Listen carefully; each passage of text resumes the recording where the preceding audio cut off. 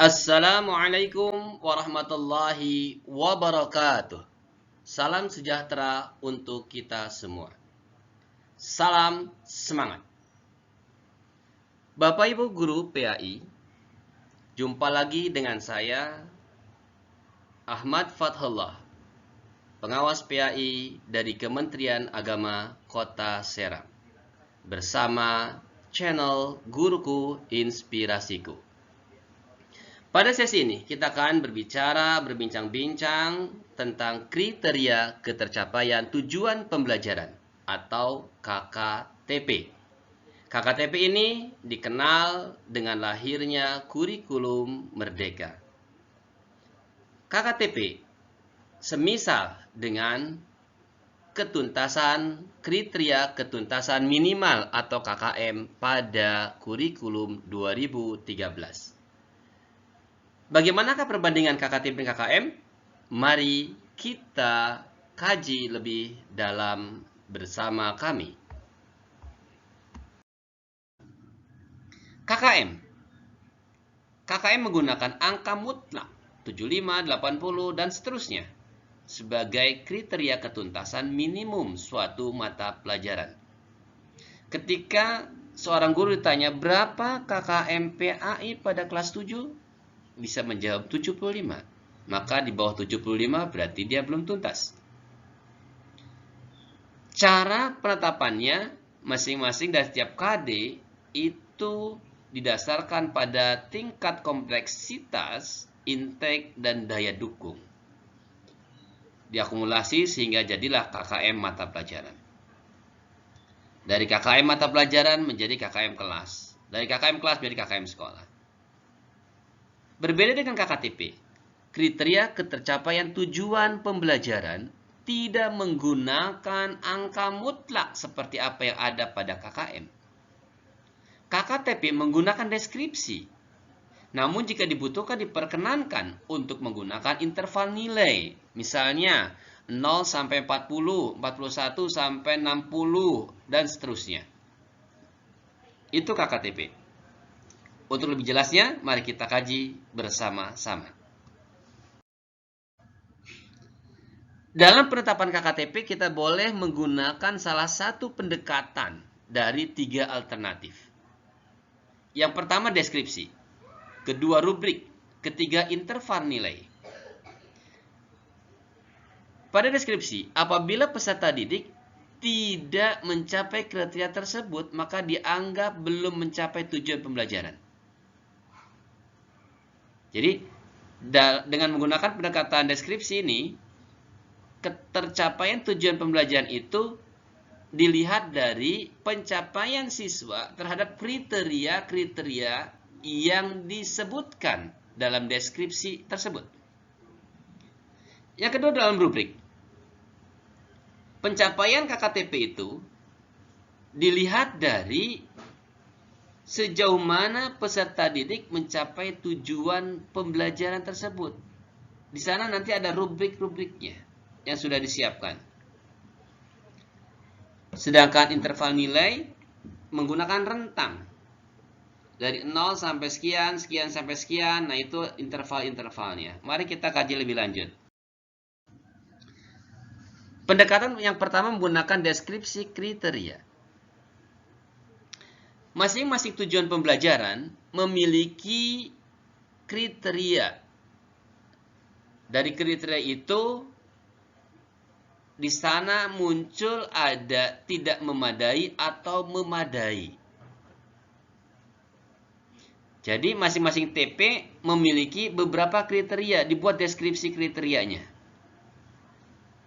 Kesimpulannya, peserta didik dianggap mencapai tujuan pembelajaran jika minimal 3 kriteria dari 4. Nah, jika ada 4 kriteria, maka 3 kriteria dicapai atau 3 kriteria memadai, maka dia tuntas. Maka dia tercapai tujuan pembelajarannya. Ya, jadi kalau ada 4, minimal 3 dari 4 itu. Nah, kita contohkan. Untuk PAI, contoh tujuan pembelajarannya, peserta didik mampu membaca Quran Surat An-Nisa ayat 59, Quran Surat An-Nahl 64 sesuai kaidah ilmu tajwid, khususnya hukum bacaan alif lam syamsiah dan alif lam qamariyah. Nah, maka dibuat di sini kriterianya seperti apa. Jadi peserta didik yang mampu membaca sesuai dengan tajwid itu seperti apa kriterianya dibuat, silakan di situ. Bisa nanti membaca dengan lancar, membaca sesuai dengan ilmu tajwid, membaca dengan fasih. Nah, nanti dibuat kriterianya. Siswa nanti akan memadai atau tidak. Nah, nanti jika kita membuat 4 kriteria, kita lihat siswa itu berapa pencapaian kriterianya. Nah, jika ada 4, maka minimal yang dipenuhi itu 3 kriteria. Kalau sudah tercapai 3 kriteria atau 1 yang tidak tercapai, maka dia sudah dianggap tercapai tujuan pembelajarannya. Kemudian yang kedua menggunakan rubrik. Nah, kalau rubrik nanti ditulis tuh. Yang pertama baru berkembang. Kedua naik tahap berikutnya layak. Tahap berikutnya cakap. Tahap yang terakhir adalah mahir. Nah, di sini bagaimana yang memenuhi atau yang sudah mencapai tujuan pembelajaran? Nah, yang sudah mencapai tujuan pembelajaran atau yang memenuhi KKTP yaitu pada tahap cakap. Jadi sebagian besar dari TP itu sudah terpenuhi atau sudah dicapai. Itu minimal tahap cakap. Jadi kalau masih layak, apalagi berkembang, nah itu belum memenuhi KKTP. Contoh di sini. KKTP PAI menggunakan rubrik. Kita ambil tujuan pembelajaran yang tadi. Tujuan pembelajarannya, peserta didik mampu membaca Quran Surat An-Nisa, Surat An-Nahl, sesuai ilmu tajwid. Nah, silakan dibuat rubriknya. Yang pertama baru berkembang. Nah, kalau baru berkembang seperti apa contohnya? Berarti peserta didik belum mampu membaca, gitu. Belum mampu membaca. Nah, kalau yang layak, kategori layak sudah mampu membaca tapi masih terbata-bata, boleh seperti itu. Yang cakap mampu membaca dengan lancar, meskipun ada beberapa yang salah. Nah, gitu. Kalau mahir, sempurna, tidak ada kesalahan. Itu sebagai contohnya. Nah, peserta didik yang sudah memenuhi KKTP itu nanti pada level cakap. Selanjutnya, pendekatan yang ketiga yaitu menggunakan interval nilai. Nah, tadi itu interval nilai. Minimal di sini coba ada 4 skala ya. 0 sampai 40% belum mencapai, ini perlu remedial di seluruh bagian. Yang kedua, interval yang kedua 41 sampai 65%, ini belum mencapai ketuntasan, maka diperlukan remedial di sebagian atau yang diperlukan, yang belum tuntasnya di mana tuh.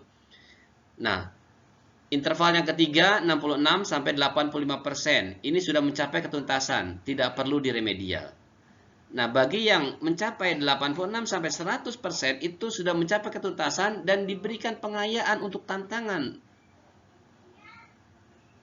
sehingga dia lebih tertantang lagi. Nah, kita contohkan di interval ini. Ya, ini rubriknya sangat jelas. Kita lihat untuk materi pembelajaran di PAI. Nah, silakan nanti dibuat seperti ini LK-nya. Tujuan pembelajarannya silakan pindahkan saja tuh dari ATP yang sudah dibuat mulai dari 1 sampai selesai dari 1 tahun pelajaran. Dibuat intervalnya, contoh tadi 0,0 sampai 40%. Nah, itu rubriknya seperti apa dibuatnya sampai kepada 100%. Nah, inilah KKTP, kriteria ketercapaian tujuan pembelajaran. Untuk memperkaya pemahaman kita tentang KKTP, silahkan kerjakan tadi LK yang sudah disampaikan, mulai dari LK 8.2.1 sampai 8.2.3. Deskripsi kriteria, rubrik, dan interval nilai. Terima kasih, salam bahagia, dan tetap semangat. Wassalamualaikum warahmatullahi wabarakatuh.